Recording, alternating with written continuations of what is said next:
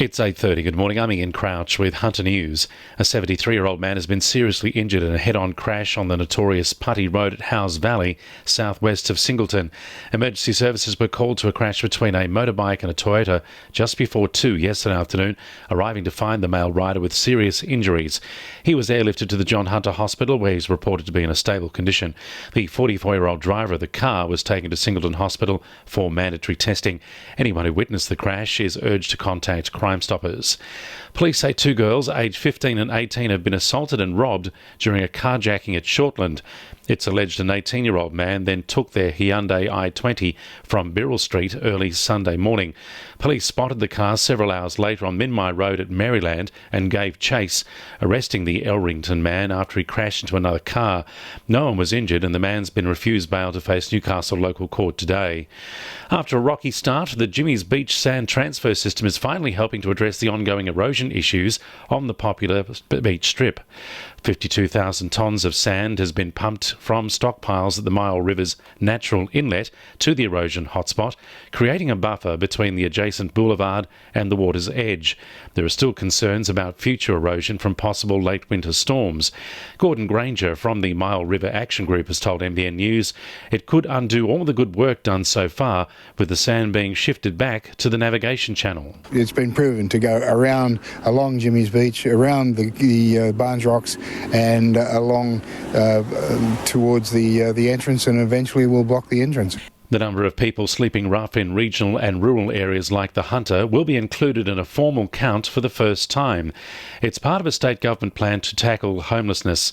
There'll be counts in Newcastle and Tweed Heads over the next month, with more planned in 6 other areas.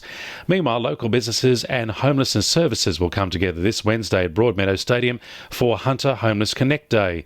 The annual day is part of National Homeless Week and is aiming to provide assistance for Hunter people at risk or currently experiencing homelessness.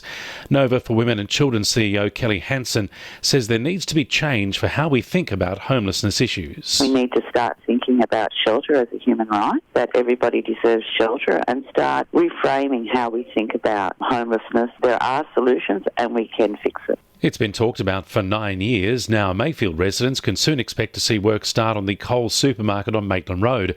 The site has been an unsightly pile of rocks and dirt since the supermarket was first approved in 2010, but design changes and access issues to the site have caused ongoing delays.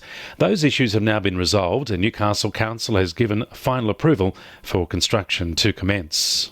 2NURFM Sport. The Knights are keeping up their hopes to play in the finals despite their 5th back-to-back defeat, which has left them 11th on the NRL ladder. With only 5 games remaining, the Knights will have to win 4 to qualify for the finals. Knights players claim the team is cracking under pressure, but coach Nathan Brown believes his team will be ready for a tough game this week. If we are to play our best this week, we're going to need to be doing a good job on their 3 middles that start the game, and they generally start the games fast. They start the game fast in the back of those guys, which then gives their key players a good opportunity to play footy. So I'd like to think that our middles are going to be ready for a tough contest and provide their middles with a tough contest. Souths fought back in the last quarter against Erina Avoca Beach to keep their top spot on the table in the Newcastle Women's Premier Hockey League. By the third quarter, the teams were equal, but it was a clever chip over the keeper which led Souths to a 4-1 win. And Newcastle Hunters have rebounded from their back-to-back losses after winning against Bankstown Bruins during the final regular season game. Although the local basketball team secured their top spot early last month, the Hunters now have a 20-2 record for the season after the weekend's game. And the winning numbers in Weekend Lotto are 44, 28, 32, 3, 5 and 38, and the supplementaries are 25 and 27. 2NURFM News Time, 26 to 9.